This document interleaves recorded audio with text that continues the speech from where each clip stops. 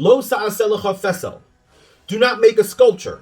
Kol tamuna, of any picture, any description. Asher b'shamayim, that's in the heavens, mima'al above. Va'asher ba'oretz mitochas, that's in the earth below. Va'asher b'mayim mitachas la'oretz. Really, he's covering every geographical boundary in the water that is below the earth. Earlier it says not creepy crawlies, not stars, not nothing. Right? In the Ten Commandments, keeping it simple, just covering everything you can possibly think of. Do not make a sculpture, kol tamuna, any picture. Asher b'shamayim mimal, it's in the heavens above. Asher ba'aretz mitachas, that's in the earth below. Asher b'mayim, that's in the water, mitachas aretz, under the earth. Lo sishtachav elahem, do not bow to them. V'lo sa'avdem, and certainly do not serve them. Ki anochi, because I, Yehovah Elohecha, am Yehovah your God, and El Kana, I am a jealous God. I do not brook opposition. Pokad avon avos. This stuff is harsh to hear, but it's God himself saying it in the first person. Pokad I hold on to. I take seriously. I remember. Pokad avon avos albonim. These sins of the fathers on the sons. Va'al shalashim unto the third generation, grandsons. Va'al rebeim, and sometimes unto the fourth generation, great-grandsons. Lesona I, to my haters. We don't really have, in English, the word lovers implies something that is more than what we're talking about here. It's not a physical thing, of course, when God speaks of lovers and haters here. But it's mutual. That's how people might translate it as enemies. But then what's the equivalent for lovers? So I'm going to use haters and lovers, because that's really what it's talking about. Those are the words I'm sorry that English can't accommodate. So I hold on to the sins of the fathers, to the sons, and onto the grandsons, onto the great-grandsons, l'sona I, for my haters. V'oseh chesed, and I do kindness, la'alofim, to thousands, la'ohavai, to my lovers, ulashomrei mitzvosai, and to those who keep my commandments. While to my lovers and those who keep my commandments. Because Abraham was called God's lover. Abraham didn't have the commandments. You realize that these are all steps. There wasn't supposed to be originally a Torah.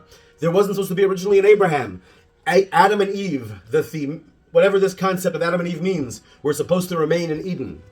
But as we humans got more and more fragmented in our understanding, as civilization and society took over and brainwashed us and made us totally nuts, and made us live so differently from how we're made to live, more and more instructions are necessary. So, la'ohavai, God gives chesed la'ohavai for thousands. This literally is thousands. It's not thousands of generations from Abraham just yet, or from Moses, but it's close. This is 3,501 years. There's no people on earth that have a story remotely like this. At the very least, it's a worthwhile story to investigate. Anybody who claims they're not interested in it is engaging in, what was the term that George Orwell used in 1984?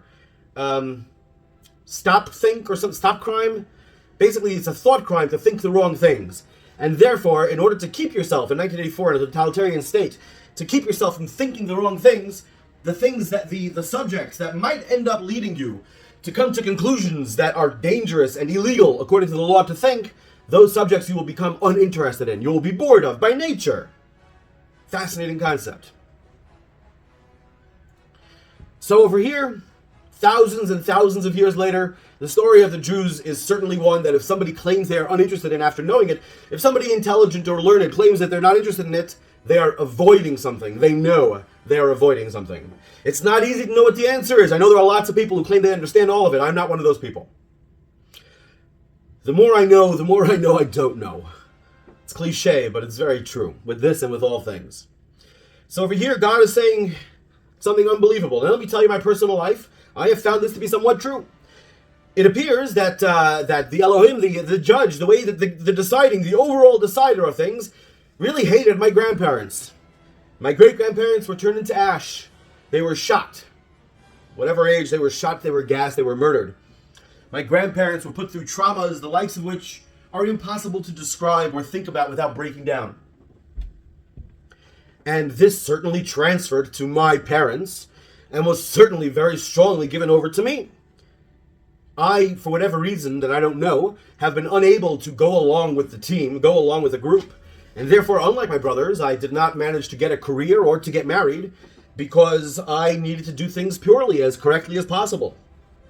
And I inherited such wild and confusing concepts that were very serious that during the course of the evolution of my life, I have explored all that I have noticed is serious to explore. all that I have been convinced by going around and by reading and talking to people and trying things out, everything I've found that's worthwhile to explore, I have. To the best of my ability, I believe that I have done so. But I can't say it's been easy, and I can't say I would choose it. I wouldn't choose my brother's ways either, to be honest, but I can't say that I would choose to be this perpetual outsider who's accepted by every group. I'm likable.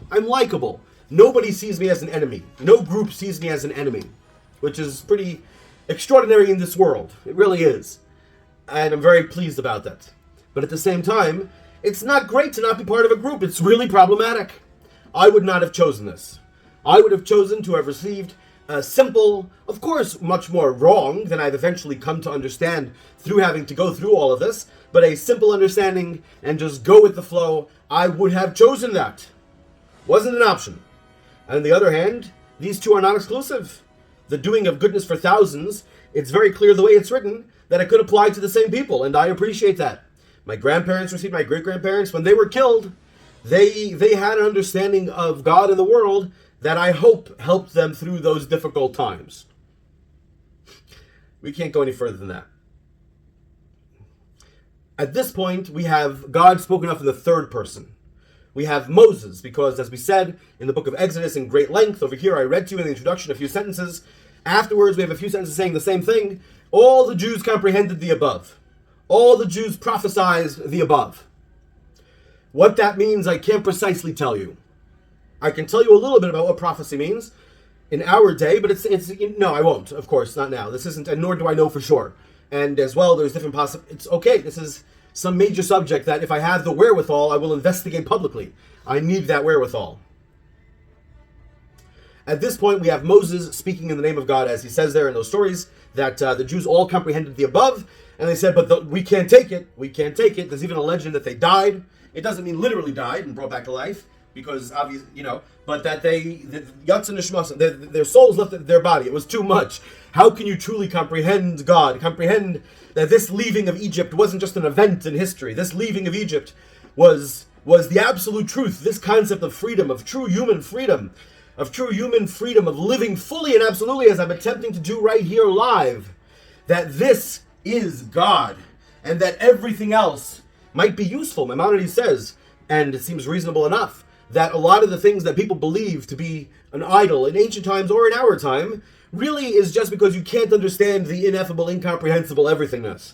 The thing that everything that you can comprehend only can exist because it exists. What it is beyond that, we cannot impossibly know.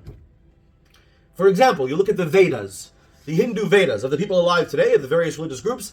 The Hindus, a rather large one, would appear to be polytheistic. They appear to believe in multiple gods.